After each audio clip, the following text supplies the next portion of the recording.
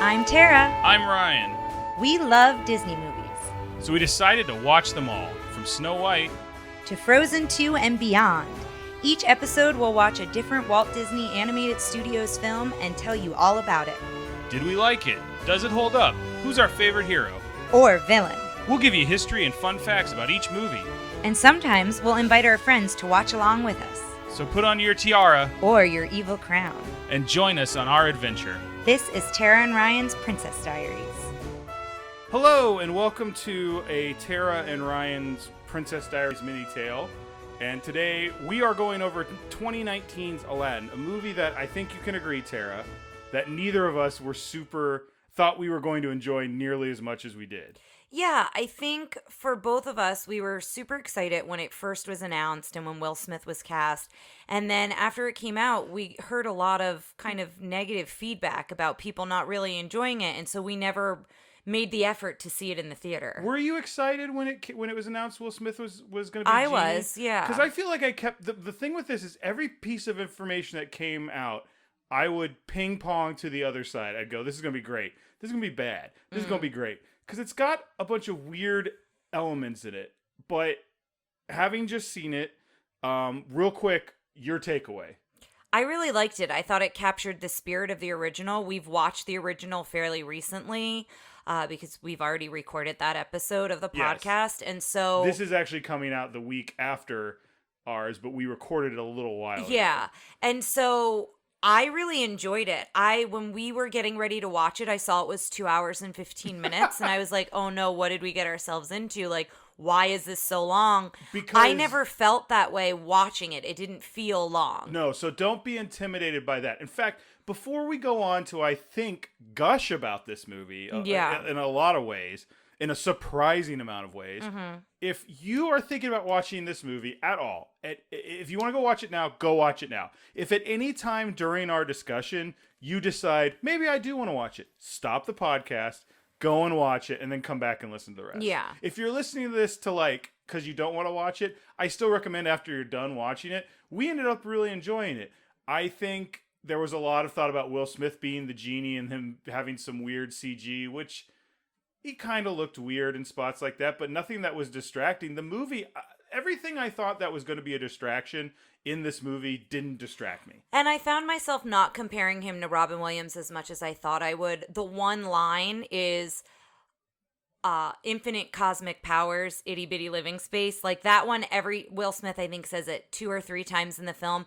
That one I hear Robin Williams' voice saying he does a few line readings exactly like Robin Williams. Yeah, and I appreciated the delivery of those other ones. I think that was the only one where I specifically could hear Robin Williams' voice. And I think that says a lot for the movie. It's got to be extremely difficult to be given some of the same lines that Robin Williams had and try to deliver them differently, similarly, anywhere in between. Like that's, I feel like, very large shoes to fill. Well, interestingly enough, do you know he was not their first choice for the genie? Who was their first choice? Jim Carrey.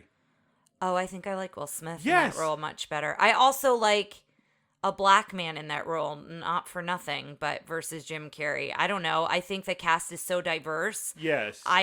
They made a big point. I kind of appreciate that. Yeah. Nothing against Jim Carrey, but I also think Jim Carrey is almost too close to Robin Williams. Like his performance would have just been a more updated version of a manic impressionist. What's interesting is Jim Carrey in recent years has been more of a recluse and kind of keeps to himself. And so it would have been interesting to see what he would have done with this role just because he hasn't been in the spotlight in a while. And not to say that would have been bad, but it's just an interesting thought. I heard he did a really good job in Sonic the Hedgehog. I didn't know he was in that. Okay. Yes, he's the bad guy. Oh, okay. So I had no idea. So I guess he has been in the spotlight recently. Well, that was kind of his return, I think, back. This is not a Jim Carrey podcast. If you want to find out more about Jim Carrey, go look up Jim Carrey in the news. But yeah, I think that was kind of a return to big blockbuster stuff. Friends Like Me was I think the if you listen to our other Aladdin episode, that's my favorite Disney song. Mm-hmm. I was very nervous about the performance of it, and I really enjoyed it. Yeah, we laughed a lot in it. I will say I was really caught up in the beginning and had a really hard time listening to Will Smith's singing voice in the first song in Arabian Nights. It sounded very digital. It sounded like there was a filter on it. He was also like, it didn't sound like his voice. Like, I think he was trying to sing in a way that is not what you naturally hear from him. And yes, he raps a lot, but he sings in his raps a little bit. And so I don't think he has a good range. For me, that like took me out of the experience of the whole first song. I was like, oh God, I really don't like his voice. I hope it's not going to sound like this the whole time. Friend Like Me, I didn't feel like that at all. I was totally fine with Friend Like Me. It didn't bother me at all. And then the Prince Ali, in the beginning a little bit, I started to hear it again, and then it was fine. So I had moments of that, but overall I thought he did a good job. Well, in the original, that first song isn't sung by Robin Williams, and it's a real belter. The guy who's singing it is really belting out Arabian Nights. Yeah. So it, it's kind of weird. I mean, I guess you can't disguise that that's Will Smith. So if they gave some, what I'm saying, like when it's an animated character, you can give them another voice. Yeah, and I guess they would have. And it's actually Will Smith. You're gonna go, that's not Will Smith. Well, and the way the story is written, and this is a huge spoiler, so I'll give you a minute to skip ahead if you haven't seen it. Well, you don't give them a minute to skip ahead because they're operating at a different. They want to skip ahead, so if you give them a minute, they'll just end up catching up with you. Okay, well, I just meant I wasn't gonna just say it. I was gonna give them a moment to skip ahead. Now that you've skipped ahead, and now you're where we are now, skip ahead again. Okay, what I was gonna say is, the way they wrote the story, yes, that wouldn't have worked for this. They could have written the story differently and had somebody else sing the song, but the whole idea is Genie, when he's wished free, he wants to be human. And that's a difference from the from the original film. He wants to be free, but he never says anything about being human. And this Genie... because he doesn't become human. Yeah. Like he's basically the Genie with no master. This Genie wants to become human. And so what we find out is he's become human, he's had a family, and now he's telling his children this story. And so his children at the beginning are kind of admiring this like luxurious ship, and they're in kind of a smaller boat, and he's trying to explain to them it's not all about that. And then that's how he goes into the story of Aladdin, which I liked that storyline. And so you couldn't, like you said, you couldn't have somebody else sing Arabian Nights because he's literally telling you the story. Yeah. Because of how they wrote it. Like I said, if they changed the way they wrote it, but I like what they did with that. Well, let's talk about that, because part of it is the reason he wants to become human and go off on a sail and have a family is because there's a new character. Well, he wants to be human before he ever meets Dahlia. Right, but then what I'm saying, getting to the point, is there's a new character. Yeah. There's Jasmine's handmaiden. Mm-hmm. Dahlia, played by someone who is on Saturday Night Live, whose name escapes me at the moment. I will look it up. But she was fantastic. I really liked her character a lot. I thought she was fun. Like, if you're not interested in having fun, don't turn on this movie. Yeah. I feel like you were asking what like the Rotten Tomatoes score was. I looked it up. It was 57%. I don't think it deserves I don't agree with that. I think it should be higher. Like I said earlier, it captures the spirit of the movie. It's very beautiful. Like, the colors are beautiful. Yeah, the sets, the setting, having them by the water, I think, that was a different choice. They made a lot of different choices that it felt more authentic, and it felt more based in the culture. I don't know if I'm saying that right, but we're also assuming that the culture was done correctly. If someone has more information on that, I'd love you to bring it forward. Yeah, it felt more authentic. It compared to other things that I've seen that I think are authentic. So I guess yes, I'm basing it off of other opinions on that. Nasim Pedrad, I don't know if I'm pronouncing that right correctly. I'm probably not, but she was on Saturday Night Live for a bit. She was funny. I get people kind of like, she was kind of a little bit goofy, but she's also the comic relief in a lot of ways, so it was fine. Again, I think... she was like the Genie. She was like the counterpart. Like, she was Jasmine's kind of person to talk things through with, and like person to voice things to, as Aladdin is with the Genie. Because in this movie, I think we get a lot more of what's going through Jasmine's head, and she has more of an arc. She gets a song and a reprise of that song. Well, it's interesting because I feel like it's backwards than what's the song that I said I didn't like? One Jump? Yes, One Jump. I'm like Street Rat. That's not the name of it. It's like Bell. It's not called Mm-hmm. Bell. One Jump is a song and then a reprise, and her song is like a short version and then the longer, like real culmination of it later. And I feel like that's partly because like she wants to speak up, but she's still not 100% there, and I feel like she gets there, and that's why it's backwards. I like Jasmine's arc. I like the changes to her. Like So the other thing that's interesting is Aladdin and Jasmine meet each other much earlier on. Yes. They kind of flip the way they do some things, which I really like that. Like One Jump is he's with her for that song. They're trying to get away from the guards. They grab her hand, but they don't threaten her hand to be cut off, which we liked that was omitted. I also like that we find out that Aladdin like deals in trading stolen goods. I really like that woman Zulla. She was in it. It was a very short scene. Where'd you get her name? Was it in the subtitles? It was in the subtitles. Okay. And I think he calls her Zulla. Okay, I think he says it. But I love that we find out that, you know, he's stealing stuff to trade with somebody to then get food, essentially. Mm-hmm. And she knows it's stolen goods and like is hesitant but takes it, and then he gets dates instead of the apple that he steals. Right. So that I thought was interesting. But the movie in general is stunning. Like the actor of Aladdin is very handsome and just very and not that Tara said it a few times. And not that should be everything, but they just do such a good job with the way the costumes are done. And I'm curious, was it nominated for anything? Ooh, I don't know. Let me take a look. I will agree with you, though, that I think the costumes were beautiful. The sets, the colors in the sets were gorgeous. When Jasmine comes out, so we see her, that's the other thing I like that's different.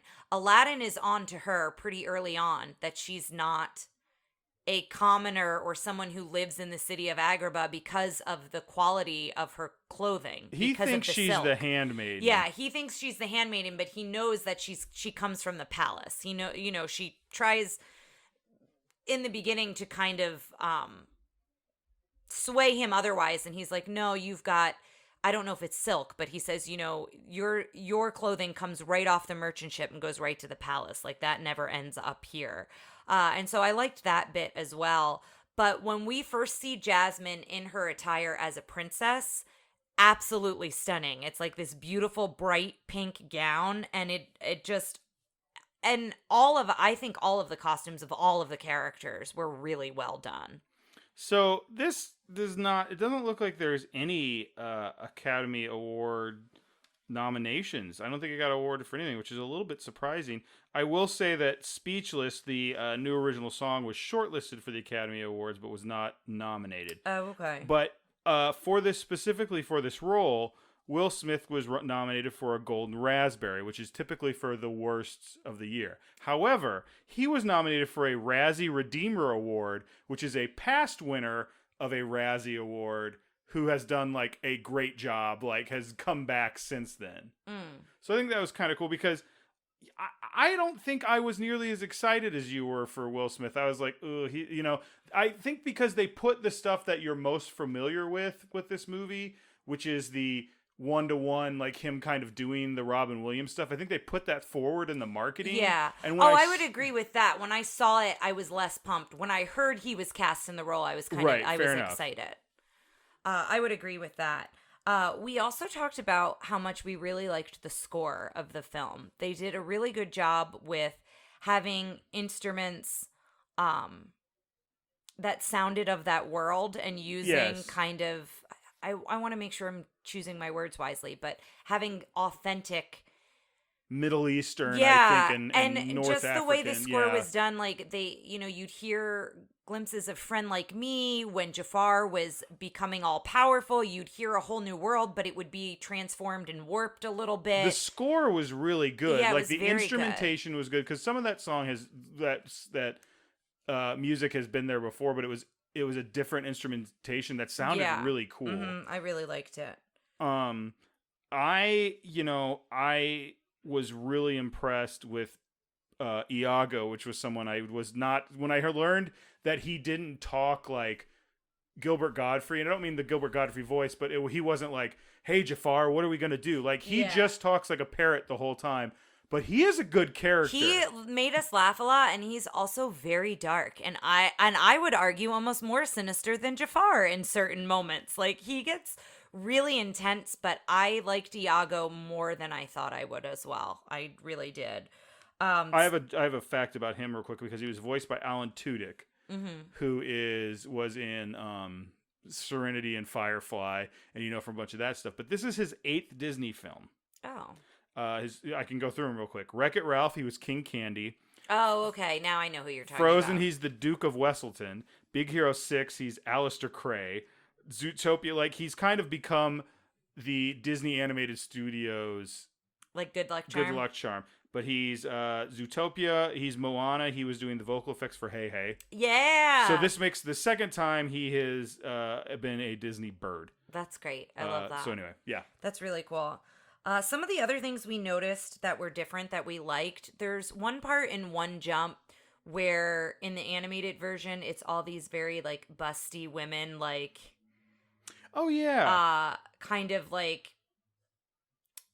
They're a harem. They're a harem of women. They're kind of like throwing themselves at Aladdin a little bit. I don't even know if it's that. It's but like a girls' school kind of being like, "Ooh, look, a boy," and then the teacher's like, "Get out of here." Yeah, I was trying to describe the original. Oh, the original was a harem of women. Yes, and this one, is more a school of younger women with kind of a teacher figure, and so I liked that change because they kept those lyrics in, but it hits differently and is less uncomfortable, I think. Can I throw something else in as a changed lyric? Mm-hmm. Later, when Prince Ali is going on, the lyric used to talk about Sunday Salam, and they changed it to Friday Salam because Friday is the holy day for Muslims, not Sunday. So it was again someone actually doing a little bit of research before they went into this. That's great.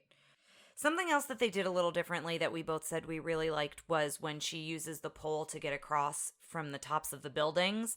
And in the original, she kind of just does it, like, no problem. She just follows Aladdin. And we praised that. We were like, oh, she catches on quick. But what I liked about what they did here instead is she was nervous. She didn't think she could do it. And Aladdin kind of gave her the encouragement to be like, you can totally do this. You've got this.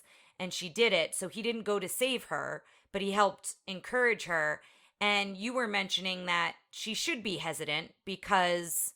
Well, they make a much bigger... She's been kept in this palace. Yeah, they keep putting that through, which is something in the original, but also they just keep saying, Jasmine's never been outside the... Well, we find out her backstory that her mother, it sounds like, had kind of a horrific end. Her mother, it sounds like, was killed.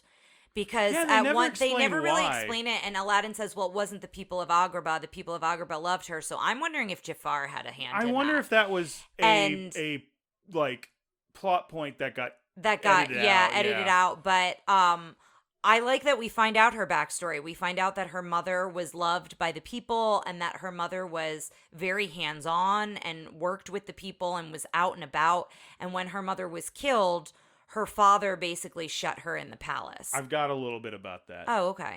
The movie provides more background about the Indian origins of Princess Jasmine. Her mother came from the kingdom of Shrabad or something. Mm-hmm. Sharabad. I'm sorry. I can't remember. I think it's I don't know. Which is hypothetically located in southern Asia. Her tiger's name is Raja, after various rulers of the Indian subcontinent. Her outfits and jewelry are stylized in Indian fashion, and the fragrant flower from which her name comes from, Jasmine, is of Indian origin. Oh, okay. So I think some of that is stuff that was always there, and they just kind of elevated it a little bit. Yeah. Also, I believe Naomi Scott, who plays her, is Indian Canadian. Okay. So who has a fantastic singing voice. I loved her singing voice. Speaking of she was great. Actors in this movie that are easy on the eye. Oh yeah, she's stunning as well.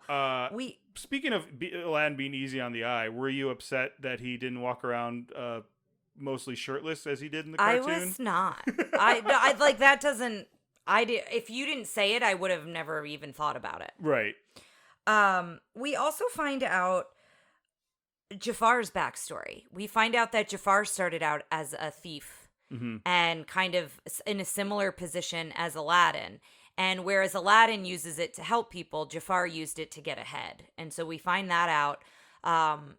And they do it differently where instead of Aladdin being in jail, they take him out to the middle of nowhere to the desert, and him and Jafar kind of have he doesn't trick him. I mean, he does, but he says, "I'm Jafar. I can make the princess be into you. I can give you riches so she'll notice you if you do this." Yeah. So I liked that as well. I loved the design of the Cave of Wonders, both the outside and the inside. I want to back up a little bit because I've got a good Jafar fact for this movie if you'd like it. Oh, sure. Sir Patrick Stewart campaigned hard for the role of Jafar. Well, that's because he missed out, that's remember? Exactly, yes. He said it's his his biggest regret. I say that on the animated episode. Yeah. So that's exactly why he said, "Can I be in this one?" And he didn't get it again. Well, I think I'm kind of glad. I like who they cast. I thought he did an okay job. Well, I will say that's one thing I've been in when I was doing the research, like when we're editing these podcasts is when I look for like sometimes YouTube videos of stuff we discussed and things like that. And Jonathan Freeman, who played Jafar, plays Jafar in the Broadway setting a little bit, and they kind of give him dark face a little bit. I don't know. I haven't seen that. It's just, to me, it looks a little weird in live. It's different. I'm glad that we're giving animated characters a more varied background of actor. Yeah. But it also looks better. It looks different having a white person try to like fit it into this multicultural cast. Yeah. Or put them in brown face, which we can't do. Yeah. But yeah. I agree with that. I also love the tricks that Aladdin sets up in his home. Like how his home is kind of in a disguise, so because he's always running from the guards, so he has like this whole like kind of secret lever system that like sets up and kind of closes up his house. I liked the like fabric on top of all of his stuff, and then it lifts and it gives it that cool. It was a neat little idea. Like he was interesting. He was much better at like pickpocketing, and you loved the bit when Jafar, when he's talking about his street rat, quote unquote, roots. Yeah, and he pickpockets Aladdin. I really liked that. Tara was writing a note as she was doing that, and I'm like, "Did you see?" She's like, "Go back," and I went back. She was like, "Whoa!" I really liked that scene a lot. I lost it. You were talking before we went back to Jafar about the Cave of Wonders. I really liked the design of the Cave of Wonders. I liked the outside of it a lot. I thought it was done really well. And the inside, I thought the way that the treasure was like sprinkled around, instead of like everything being gold, I don't know, it had more of a real feel to it, that it was just kind of scattered all about. I really liked that. I also liked that Aladdin got enticed by a jewel as well. So Abu gets enticed at first. Abu gets enticed at first, and Aladdin reminds him, and that happens to Aladdin. So I like that they're both keeping each other in check. And in this one, Abu doesn't actively go for the jewel. It falls from up top where Aladdin is with the lamp, and it kind of falls into his hands. That was weird to me because like Aladdin's constantly like touching the treasure. Yeah. They're like, "Don't touch the treasure," and he steps on it, he like moves it aside with his hand. Yeah. But like, what's the difference between... But Abu's eyes got like transfixed on it. Yeah. But I will say it kind of did just fall into his hands. And I was like, that's kind of a rough go of that.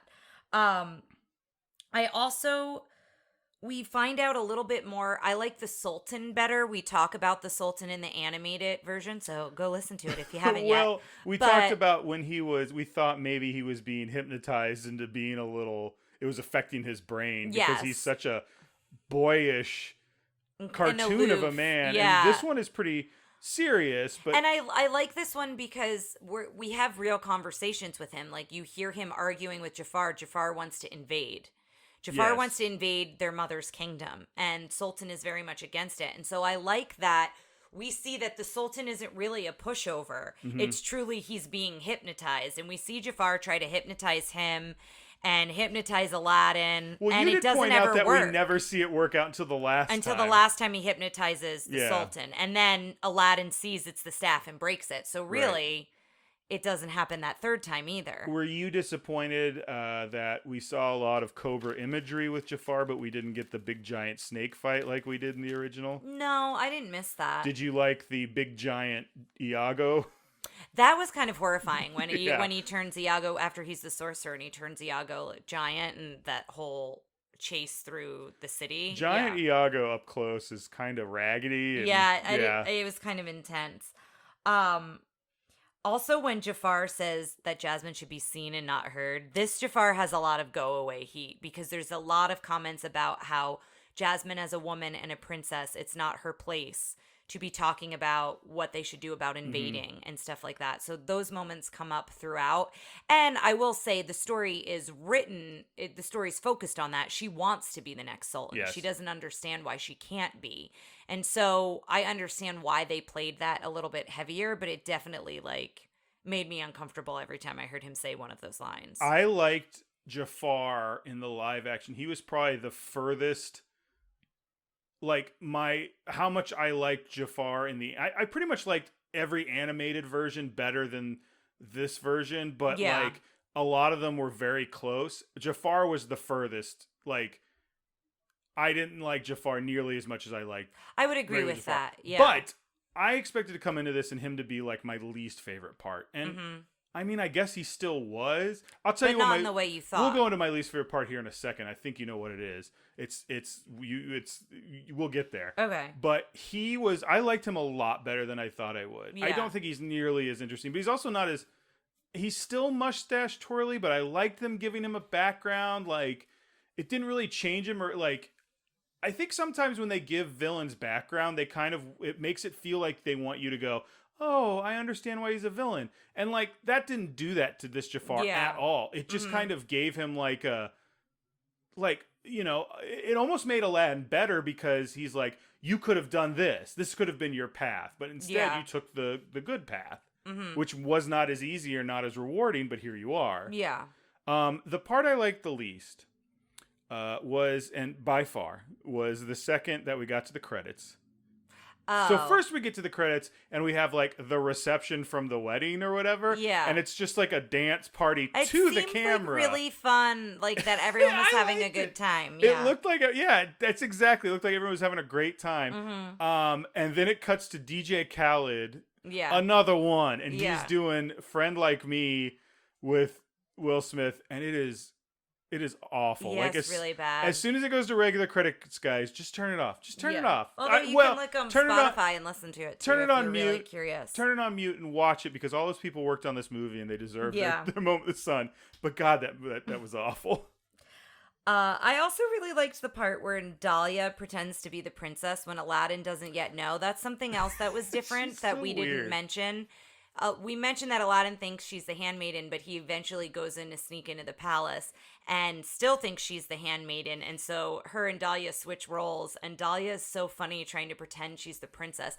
It's really funny Which makes no sense because she's a handmaiden, so she knows what a princess is. She's like, I have different dresses for every hour of the day. And it's just funny because that happens with Aladdin, and it makes more sense with Aladdin when he's Prince Ali because he's never been a prince. And I love that whole banter between him and Genie. I think it's so funny, and with the jams, he keeps digging himself a bigger hole, and it's really good. They've got a really good chemistry, and that was when I said this movie is Disney's Hitch.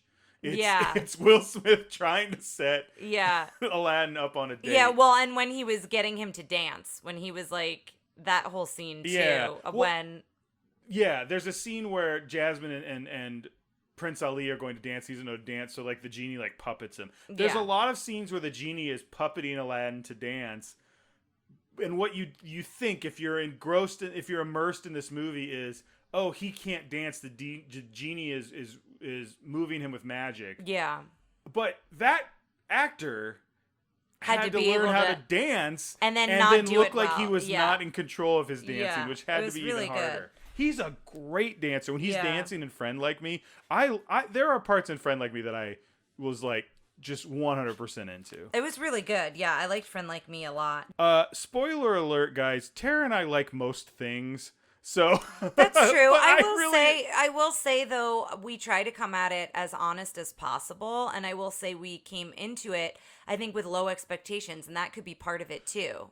And that's part of the reason we didn't set ourselves up to be super pumped by it. We thought it would be mediocre at best, and so I think that also might be why we're gushing about it so much, is because I kept saying, I can't believe I'm enjoying this as much as I'm enjoying this because I thought it would drop at some point. I thought started getting to the point like when is this going to get bad? And it did when DJ Khaled showed up in the credits. And that's when I literally looked at you and I went, "This is bad." Like, I will say I love that the genie beatboxes in Friend Like Me. I found out something about my wife during this. She goes, "I'm really into beatboxing." I love somebody who beatboxes. So, give me somebody who beatboxes. Start practicing. Oh boy. Wow. No. That's not it at all.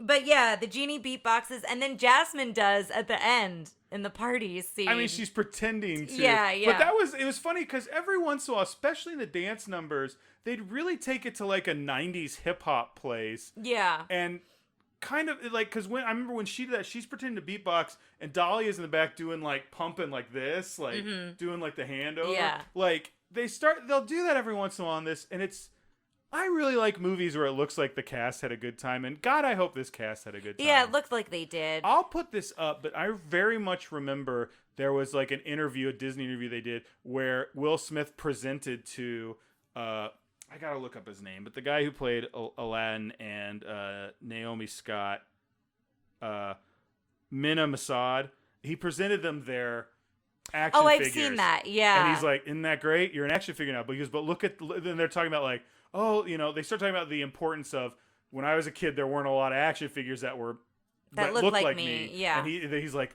and Will Smith is really, because Will Smith's been like 20 action figures. Yeah. So he's like really impressing them. I'll have to put that up. I remember that's a good video.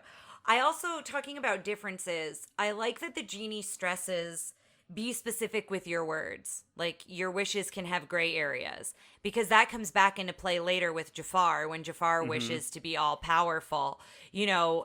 Genie can kind of warp that a little bit because he's not super specific. I've got a little fact about that scene. During the scene where Aladdin asks Genie to make him a prince, Genie produces an actual prince in the background.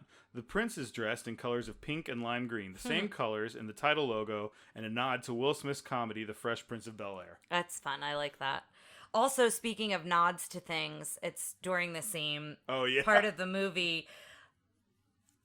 Will Smith, as Genie, says you need to treat your woman like a queen, and he's like super into like gossiping over who this woman is that Aladdin's in love with, and he's like laying on his stomach with his hands under his chin, and he's like rolling his like feet and his ankles, and he's looking like so cutesy. And in the background, the magic carpet is building a sandcastle of the Disney castle, and then does the shooting star over it in sand. Yeah. And we watched it like 4 times, and we're going to have to find the clip and put it up there because it made me laugh so much on the Facebook page. There's a couple scenes like that where like...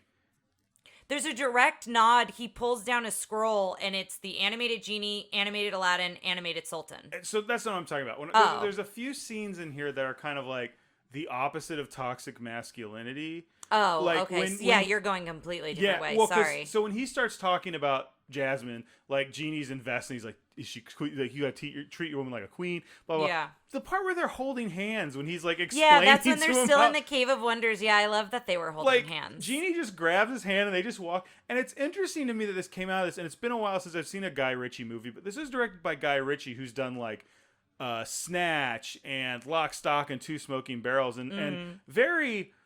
It's been a long time since I've seen those movies, so I haven't really examined the toxic masculinity of it. But they're movies that are extremely masculine. Yeah. So, and brutish in a certain way. So that's what was kind of surprising me. He's like, yeah, hold hands and do this. Like, yeah. It just seemed like an interesting choice. He also, it was interesting because when they announced him, I really like Guy Ritchie, but I never would have thought of him to direct Aladdin. And to be honest, I really liked the movie, but it didn't feel like a Guy Ritchie movie, which is probably good. There were a couple scenes where I go, oh, this looks like Guy Ritchie stuff. When he slow-mos out of the castle. Oh, when he's about to go into the water. That looked like Guy Ritchie. When it's like that shot of Agrabah, and then he realizes he doesn't have the lamp, and it does like a 180 to where Aladdin's and he goes back. Yeah, that's kind of Guy Ritchie camera tricks. But he said he asked when Disney was like, we'd like to work with you. He said he wanted to do this. My stories are really about street hustlers and what I know, and that's what I know how to do. And Aladdin is a classic street hustler who makes good. So it's, as soon as I read that, I was like, oh, okay, I can see why I would want to do this. But also never would have seen that in a million years. I also wanted to go back to when he changes him into a prince, because it kind of is a similar thing that they do in the Cinderella remake, is explaining that genie magic means nobody will recognize you. But then Jasmine, because Aladdin acts like Aladdin and says some of the same things as Aladdin, she eventually catches on to it. I like that he doesn't like look different to her. It's just the magic is she won't recognize you. And then when she figures out, she goes, how did I not recognize you? Yeah, how did I not know it was you? I just think it was an interesting way of doing it. But it is a weird hand wavy thing with Disney movies. Like, yeah, I guess a way, probably because there have been critics, I'm sure, along the lines that have been... Well, and that's one thing I want to talk about is this movie, I feel like, was longer. It's about 2 hours, a little bit over 2 hours. The 2 hours and 15 minutes is because there's 10 minutes of, like, credits that are... going over like these are the people who did the voices for this version. It's things that I think are only specific to streaming services. Disney movies, the animated movies, I think do a better job of getting the story across, because I think you do jumps more. When you watch it in real life, you like want a little more explanation. You want some stuff, and there's stuff that was like changed because they had to explain stuff, and there's stuff that were changed because they wanted to give Jasmine more agency. They wanted to do this. A little bit of this is because I've seen some people really being very dismissive of Disney movies lately, where they're like, well, Cinderella's stupid because she did this, or like the little Belle fell in love with her captor, and it's like, I don't know why I'm being defensive of this, but I feel like the reason they do that is because they're trying to tell a story, A, very quickly, and B, it's a fairy tale, and they're trying to like get through that. Yeah, well, and they're also, some of those stories are based on original stories, for better or for worse. So I think part of that, I don't know, it's just something I read recently and it really kind of bugged me. But I think they do a good job in here of all the explanations. Like you said, it's a 2 hour and 5 minute movie ish, and it didn't feel like that. No, it really didn't. It didn't Pete's dragging us. Yeah. It didn't keep Pete's dragging. Oh, because it's dragging. Did you get it? I got it. Okay. With Prince Ali, that was one of the best scenes in the whole film. I think it was so opulent and it was done so well, and I think Will Smith did a great job of being the hype man like Robin is in the original, and I loved how we knew it was coming because everything's shaking. Like there are like Jurassic Park. Yeah, there are spices in the marketplace that are like falling, that are kind of like in a pile. People are looking at water. Even in the palace, it's shaking, and I loved everything about it. I love that Aladdin is on this giant camel made of flowers. Yeah, I was really about to say that because you really liked that. I did, yeah. And I just thought it was really well done. I really liked it a lot. I like that Will Smith was willing to do the genie and drag moment there. Yeah, well, Genie does it in the original. Right, but he was like, sure. Like, I don't know behind the scenes, he could have been real, but he seemed really into it. I loved when his veil falls off and he's still got the beard. He's like, oops. Yeah. And we talked about this a little bit earlier once Aladdin's the prince, but how awkward he is, and talking about their chemistry. I really liked that a lot. Well, the other thing was how awkward the genie was, because he's like never hit on anybody. The genie before. like tries to ask out Dahlia like to go for a walk, and so that was really funny too.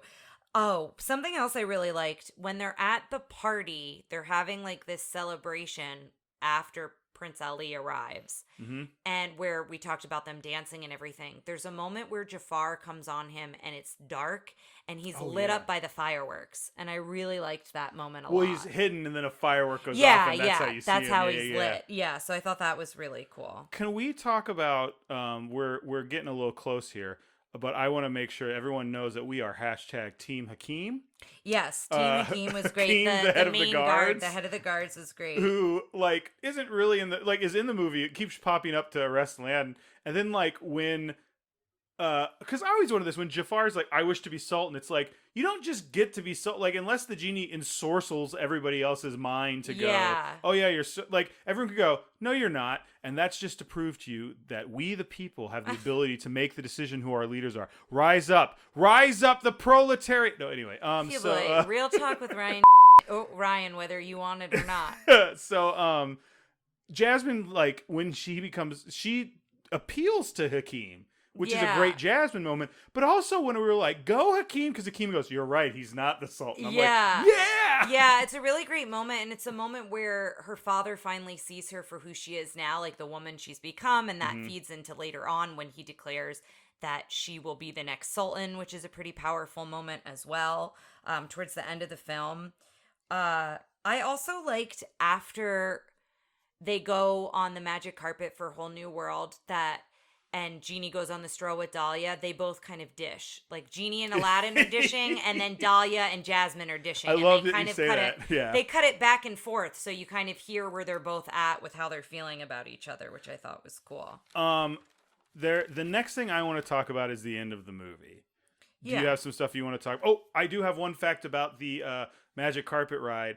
That apparently part of the CG terrain they cover is the Pride Lens from the 2019 Lion King. And I didn't recognize see it, but we also haven't seen that yet, so I don't know if that would have made a difference. The only other thing, I do have Team Hakeem here in my notes. The only other thing I wanted to mention, you briefly touched on it, but I really liked the moment. So I'm trying to think where it is in the film, but Aladdin basically has convinced Jasmine that he is a prince. They think he's like a very noble and good person because he shows them that Jafar's been hypnotizing him. Jafar's in jail. But Iago is always like Johnny on the spot. He's always where he needs to be in that moment. Like he's the eyes and ears. And I think it's really cool because they do it even more so than they do in the original. Yes. He's always overhearing pieces of information that help Jafar in the chess game that he's playing. Although, be honest, you missed him dressing up as a flamingo in this. I did. I was wondering if he was going to throw his voice a little bit, but I'm glad that actually didn't happen. I think it would have been weird. But you find out Jafar gets locked away in jail. Iago has the key, and Aladdin is feeling very frustrated because Genie is kind of like, you should have told him the truth instead of like doubling down on your prince. And so Aladdin goes back to his home in Agrabah, and as he's doing that, that's when the switch happens, and that's how Jafar gets the lamp. And I really like how they did that whole scene. Well, I was just trying to describe where it was in the film. But I really enjoyed how that happened, how that switch was made. They do and a good Iago's part in it as well. They do a good job, like, because when he steals that, it lets you know that Jafar is a street rat. Jafar can also pickpocket, and So my last thing I want to talk about, I'll probably, we'll see what else, but my last thing I kind of want to bring up is the very end of the movie.